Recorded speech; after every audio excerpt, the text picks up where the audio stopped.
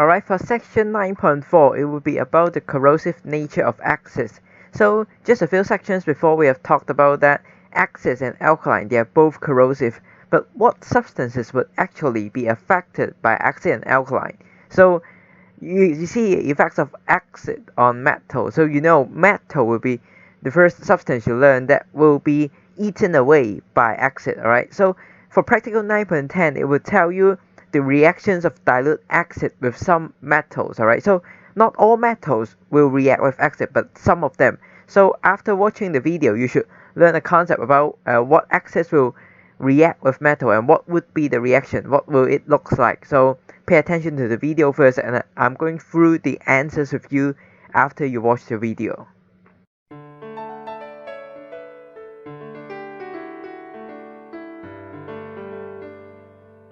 Here is a test tube of hydrogen. Light a wooden splint. Remove the stopper from the test tube and immediately put the burning splint near the mouth of the test tube. Hydrogen burns with a pop sound. This is a test for hydrogen. Fill a test tube with dilute hydrochloric acid to about 1/5 full. Rub a piece of zinc foil with sandpaper to remove dirt and the oxide coating if necessary. Then, put the zinc foil into the test tube. Cover the mouth of the test tube loosely with an inverted stopper. Observe if gas bubbles are given off. Watch for any slight movement of the stopper. It will be moved if there is gas produced. Remove the stopper and put a burning splint near the mouth of the test tube to test for hydrogen immediately. What do you observe? Is hydrogen produced in the test tube? Also, observe if there is any change in the zinc foil. Repeat the steps with magnesium ribbon, iron wire and copper foil.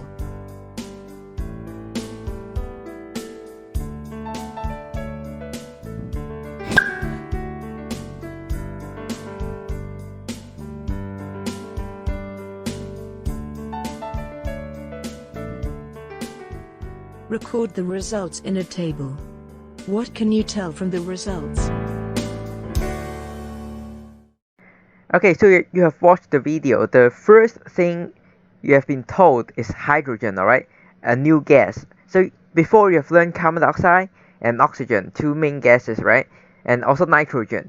And the fourth one you learn now here is hydrogen, alright? So you learn test for carbon dioxide, test for oxygen. So here, test for hydrogen.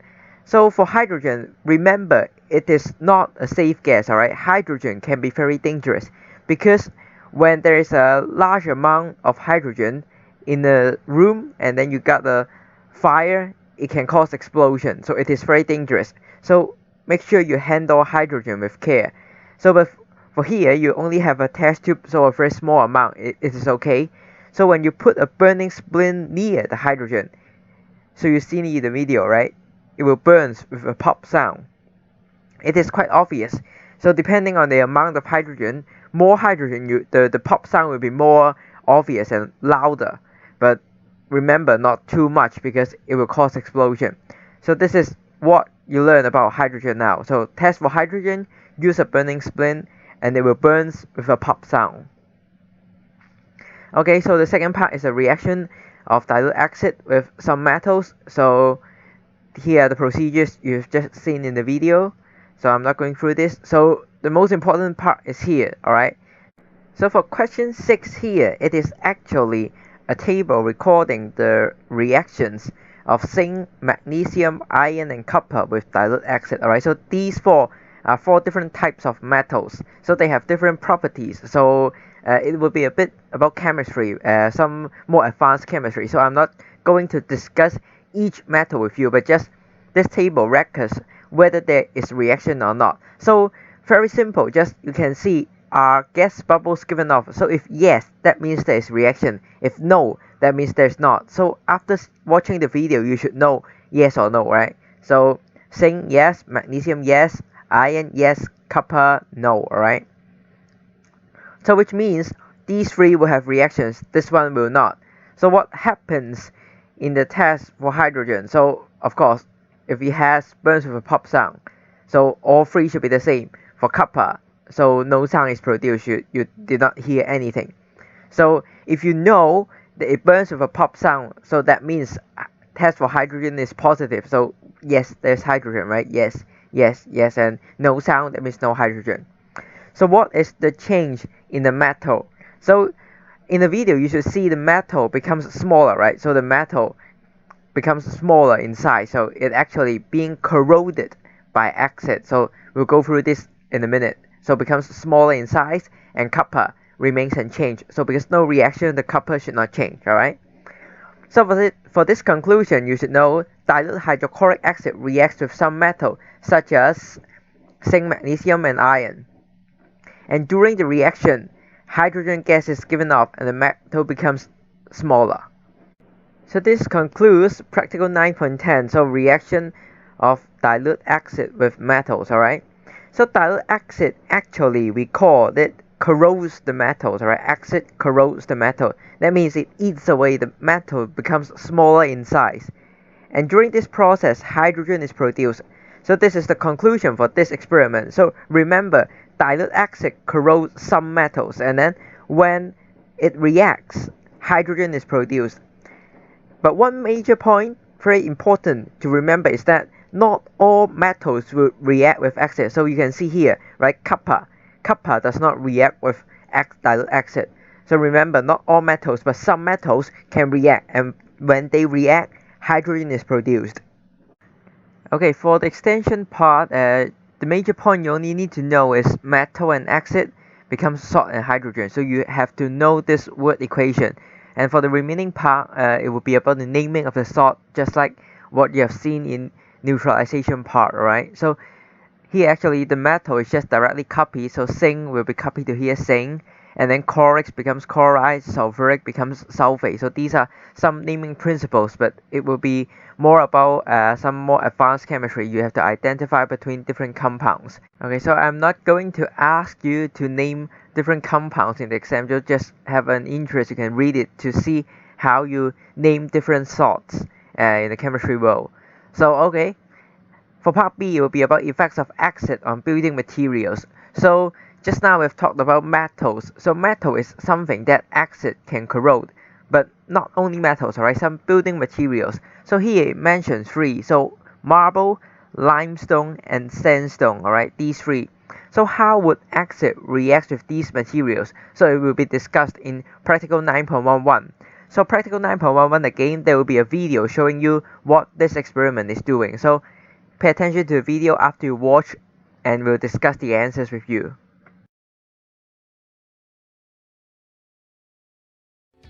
Add some lime water to a test tube.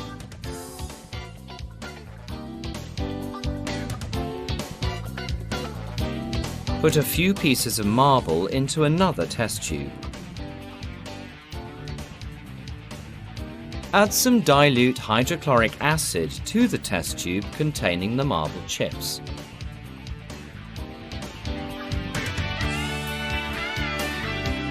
Quickly connect the test tube to a delivery tube and pass the gas given off by the marble chips into the lime water.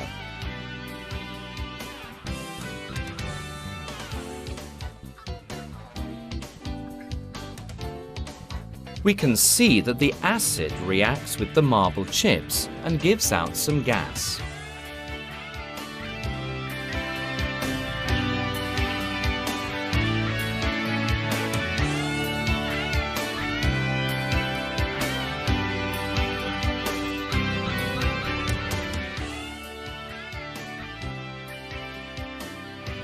The gas turns lime water milky.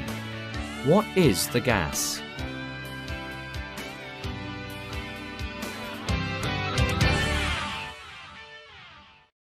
Okay, so after watching the video, you know what this experiment is doing. It is actually very similar to the metal experiment. Just replace the metal with different building materials. And the most important part will be about step 3. So now the gas test is not hydrogen, alright? So you don't test it with a burning splint and then see if there's a pop sound. You test it with lime water. So you should know what lime water is testing for. So it should be carbon dioxide, right? So in the previous chapters in the first semester you learned. So lime water used to test for carbon dioxide. When it turns milky, that means carbon dioxide is present. So from the video you watch, so you know all three will give off gas bubbles, right?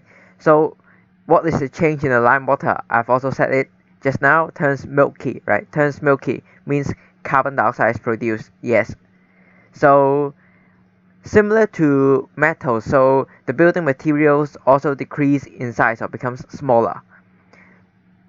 So dilute hydrochloric acid would react with building materials such as marble, limestone, and sandstone. During the reaction, carbon dioxide gas is produced and the building materials becomes smaller. So this is actually very similar to the metal part. So you can see acid would again corrode marble, limestone, and sandstone. Okay, so for practical 9.11, it actually tells you that apart from metal, building materials will also be corroded by acid. Just mentioned marble, limestone, and sandstone. So why these three will be corroded? It is because they contain calcium carbonate, alright, calcium carbonate. So a new term for you again, please remember this. It is very important because calcium carbonate is a common chemical found in a lot of different building materials. So when they react, it will give off carbon dioxide gas, alright. So dilute acid can actually corrode building materials such as the three because they contain calcium carbonate, alright. And when they react, carbon dioxide will be produced. So this is the main point for practical 9.11. Please make sure you know calcium carbonate reacts with dilute acid to give off carbon dioxide. Okay, so for the next egg part, so because the eggshell actually contains also calcium carbonate as the major component, so when it is placed in vinegar, which is a type of acid, the eggshell will be eaten away, corroded, and gives off carbon dioxide. So you will see actually some tiny air bubbles coming out from the eggshell. So just before you have get the interdisciplinary sections, and you know that there is an inner membrane covering the egg. So actually the membrane will be remained here, but the eggshell, because it contains calcium carbonate again, so it will be eaten away. So this is how you make a naked egg. And for the next part, again the extension part will be about the chemical names. Again, names not very important, but make sure you understand this part, alright? Remember the word equation. Carbonate, alright, carbonate and acid as together will form salt, water, and carbon dioxide. So carbon dioxide will be the gas we test. And remember the new word carbonate, alright? So this is the part for practical 9.11 and also building materials and acid reactions. Now, so you have learned acid will corrode metals and building materials. So how would it affect us? So here it talks about how acid corrosive nature would affect us. So it's about acid rain, alright? So for rainwater, it is actually slightly acidic, pH around 5.6, so not very acidic, not like dilute hydrochloric acid, not like these, alright? There's very low pH, so it's only around 5.6. Because why it is acidic, or pH 5.6, slightly acidic? Because some carbon dioxide would have reacted with water in the air to form a carbonic acid, a type of acid, so it is slightly acidic. But if the rainwater has a more acid in there and the pH value is lower than 5.6, it is considered as acid rain. So acid rain, because we know that it will eat away the metals and building materials, so it will be very dangerous to our society. So in order to prevent acid rain, you have to know the cause of acid rain. So why rainwater will become so much acidic, lower than pH 5.6? So because other things have dissolved in rainwater. So these other things are actually acidic gases, alright, such as sulfur dioxide and nitrogen oxides. So again, new terms, again new gases. So sulfur dioxide, nitrogen oxides. So these gases actually comes from burning of fossil fuels. So they are considered as pollutants giving off from the power stations, right? So when these acidic gases are produced and given off from the power stations, they will react with oxygen and water in the air to form sulfuric acid and nitric acid. So these are two very strong acids found in laboratory, right? You have learned it before. So these acids would make rainwater more acidic, so causing acid rain. So this is how acid rain is formed. So burning of fossil fuels gives off large amount of acidic gas and leading to the formation of acid rain. For the misconception part, just remember rainwater is naturally slightly acidic because carbon dioxide is present, and carbon dioxide is not considered like the pollutants. So like sulfur dioxide, nitrogen dioxide, they are different, alright? So rainwater slightly acidic is okay. So for effects of acid rain in environment and living things, so this is what we are concerned about. So if there is acid rain, what would happen, right? So when rainwater, the pH drops below 5.6, what would happen? So first one, corroding metal objects and building materials. So this can be understood from the previous experiments, right? Because we have a lot of things in the society that is built of metals or from the building materials we have just discussed before. So like metal pipes and also limestone statues. So they will all be corroded if acid rain happens, alright? Okay, the second thing will be killing living things in water.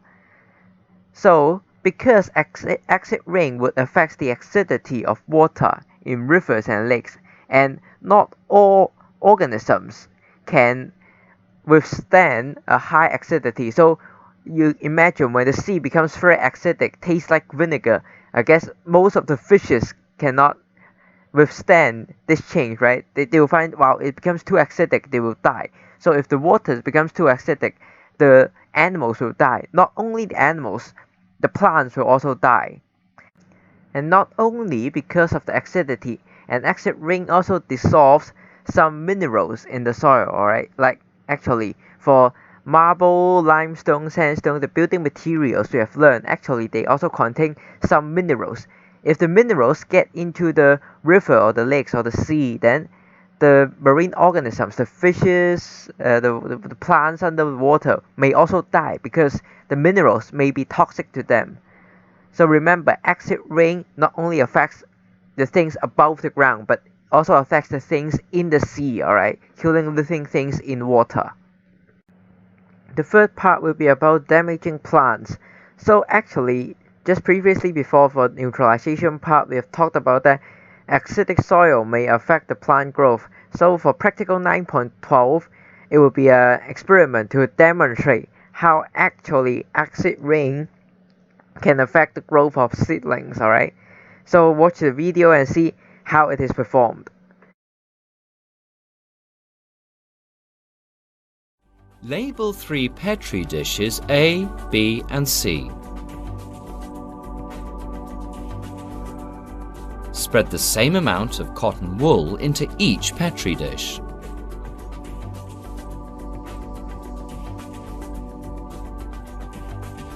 Then place 20 seedlings in each Petri dish.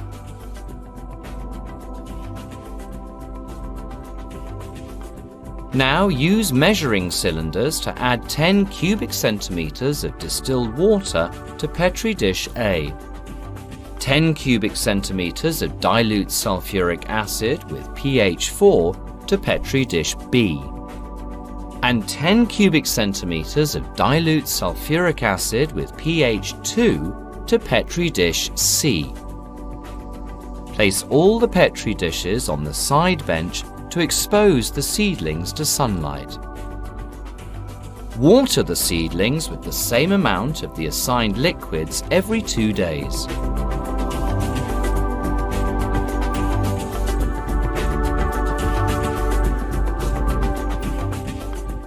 What do you observe?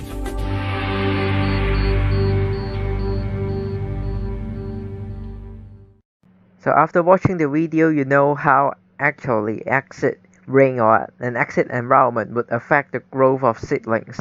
So just a very quick go through in this table summarizes the appearance of seedlings after 1 week. So after you grow the seedlings in different environments. So If it is pH 7 distilled water, you see in the video the seedlings grow healthily. But if it is a bit acidic, alright, similar to acid rain, so dilute sulfuric acid, so it grows very slowly, alright. And if it is very acidic, so lower to pH 2, so the seedlings die. So in which liquid do the seedling grow the best? So of course it's distilled water. And the effects of acid rain, so it makes the seedling grow very slowly or even die. So make it grow very slowly, we say hinders the growth of seedlings or even kills the seedlings. So this is one way how acid rain would affect the growth of plants or growth of seedlings. It actually affects plants in a lot of more different ways. So in this description is summarized 3, alright, makes the soil acidic so plants cannot grow well. This is the one demonstrated in practical 9.12. So it can also damage the leaves of the plants directly. So remember the leaves photosynthesis you have learned, right, in chapter 7 and chapter 8. So it helps, so they cannot carry out photosynthesis, so the plant will die. So damaging the leaves, alright. And acid rain can also dissolve some minerals and wash them away. So the plants cannot get the nutrients they need, to get the minerals they need, so they will die as well. So these are the 3 ways how acid rain can affect the plants. For this diagram, which summarizes the effects of acid rain on environment and also on living things. So basically, remember 3 aspects, alright? First is the objects, alright, metal objects, building materials. The second one is living things in water, alright, in water. So fish or even plants underwater. And third one, damage the plants. So it is on the ground, so trees or flowers or other things, alright, on the ground, plants on the ground. So first objects, second things in the water, third plants on the ground, alright. So these summarizes the effects of acid rain. Okay, so checkpoint 4, the first question. So Candy put some marble chips, okay, building materials, and dilute hydrochloric acid in a test tube. Then she tests the gas given out with a burning splint. So what will she observe? So marble chips, building materials, contains calcium carbonate. So the gas given off should be carbon dioxide, right? So carbon dioxide, test with burning splint, there should be nothing, alright? Nothing, because it is carbon dioxide, not hydrogen. So no sound, but you will see the marble chip getting smaller. So the answer should be A, alright? The answer should be A. And second, complete the word equation. Just you can just copy the answers to remember. You don't have to remember the names, okay? You don't have to remember how these names are written, but just extra knowledge for you to know different. But remember, if it is only a metal, alright, you should get hydrogen. If it is something carbonate, alright, carbonate will be some building materials. You should see water and carbon dioxide. Alright, so this summarizes checkpoint 4 and also section 9.4. For the last section, 9.5, it will be about some potential hazards related to the use of acids and alkalines. And this particular, I want to draw to this point, is concentrated acids and alkalines. Because in the previous sessions, we always use dilute acids, dilute alkalines. But when in particular, in daily use, sometimes we will use concentrated acids and alkalines, and they have different levels of danger. So in practical 9.13, you can see corrosive effects of a concentrated alkali. It's just a demonstration. Don't do it at your home, alright? Don't do it at home, because it is very, very, very dangerous. So you can see in the video what actually would happen to the chicken food when it is placed in a very concentrated alkaline.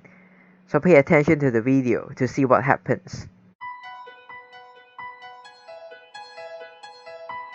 Label 2 beakers A and B.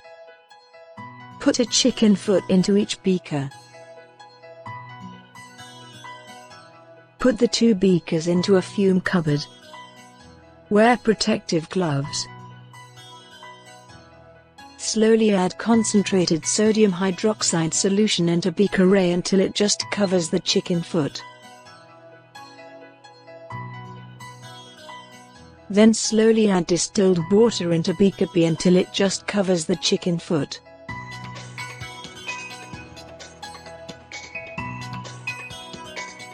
Leave the setups for 1 to 2 days. Then observe the appearance of the chicken feet. What do you observe? Stir the contents in beakers A and B with a glass rod slowly and carefully. Observe the appearance of the chicken feet again.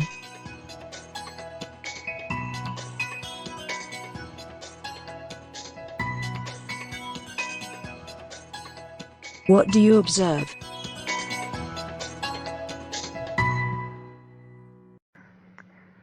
So you have seen in the video what happened to the chicken foot after it is placed in a concentrated sodium hydroxide solution. So the answers here are the description of what you have observed, alright? So leave the setup for 2 days, and then what you observe is that in beaker A, that is with the concentrated alkaline, the flesh on chicken foot becomes loose, alright? Becomes loose. That means it is separated from the bones. But the one in beaker B, because it is water, so no change you can see. And when you stir up the contents, alright, observe the chicken feet again. So the chicken foot in beaker A breaks up and becomes a soft gel, alright, soft gel. So you can see in the video it becomes very soft, not like a bone. So bones originally are very strong and very hard, but now it becomes very soft, alright. The reason you see such result in practical 9.13 is because again of the corrosive nature. It is very corrosive, not only like those that dissolve the metal, but it also cause serious damage to the skin and the flesh for concentrated alkaline, demonstrated in practical 9.13. So therefore we must take very extra care when handling these chemicals. So highly corrosive and great harm to our bodies, alright. So this is one potential hazard of using acids and alkalines in daily life.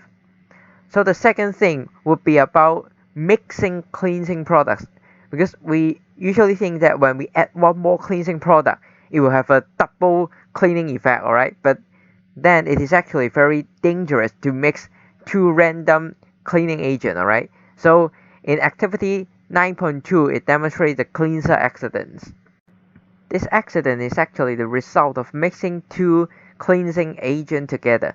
So here in the passage I'm highlighting the main point now. So he poured some toilet cleaner first, and then she poured more toilet cleaner when it cannot remove the stain, and then together with some bleach.